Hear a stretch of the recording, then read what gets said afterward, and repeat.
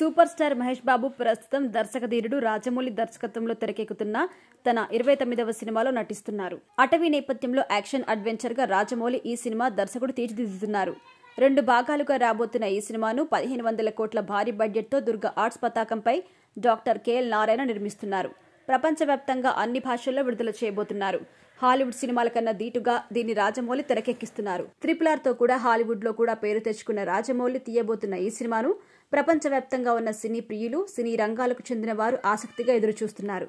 ఎటువంటి ప్రచారం నిర్వహించకుండా, మీడియాకి సమాచారం ఇవ్వకుండా సైలెంట్ గా షూటింగ్ స్టార్ట్ చేశారు. మహేష్ బాబుతో సినిమా చేయాలని ప్రతి దర్శకుడు భావిస్తారు. ఎందుకంటే ఆయన దర్శకులకు అనుకూలంగా ఉండే నటుడు కాబట్టి ప్రతి సన్నివేశాన్ని ముందుగానే దర్శకులందరికీ చేసి చూపిస్తారు. అంతేకాదు యాక్షన్ సన్నివేశాలు, అత్యంత ప్రమాదకరమైన సన్నివేశాల్లో కూడా డూప్ లేకుండా తాను నటిస్తారు. దీనిపై మహేష్ బాబు తండ్రి సూపర్ స్టార్ కృష్ణ చాలాసార్లు హెచ్చరించారు.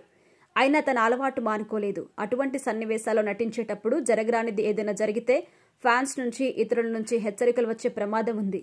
దీనివల్ల షూటింగ్ కూడా అంతరాయం ఉంటుంది. హీరోకి దెబ్బ తగిలి షూటింగ్ ఆగిపోతే ఇతర నటుల కాల్ షీట్స్ అని వృధా అవడంతో పాటు మరోసారి వారి కాల్ షీట్ల కోసం, ఇతర ఖర్చుల కోసం సినిమా బడ్జెట్ అనుకున్న దానికన్నా ఎక్కువ అవుతుంది అని చెప్పేవారు. ఇక సుకుమార్ దర్శకత్వంలో వచ్చిన నేనొకడినే సినిమాలో ఒక భవనం మీద నుంచి మరో భవనం మీదకి డూప్ లేకుండా మహేష్ దూకేశారు. ఇటువంటి రాజమౌళి దృష్టిలో ఉంచుకొని ప్రిన్స్ కి గట్టిగా హెచ్చరిక జారీ చేశాడు. ఇటువంటివన్నీ మానుకోవాలని, కొన్ని సన్నివేశాల్లో డూప్ ని పెట్టక తప్పదు అని, నేనే నటిస్తాను అంటే మొండి పట్టొద్దంటూ గట్టిగా చెప్పారట. రాజమౌళి లాంటి దర్శకుడు గట్టిగా చెప్పిన తర్వాత ఎదురు మాట్లాడే హీరో ఉండరు కదా. మహేష్ బాబు కూడా దీనికి ఓకే చెప్పినట్టుగా తెలుస్తోంది.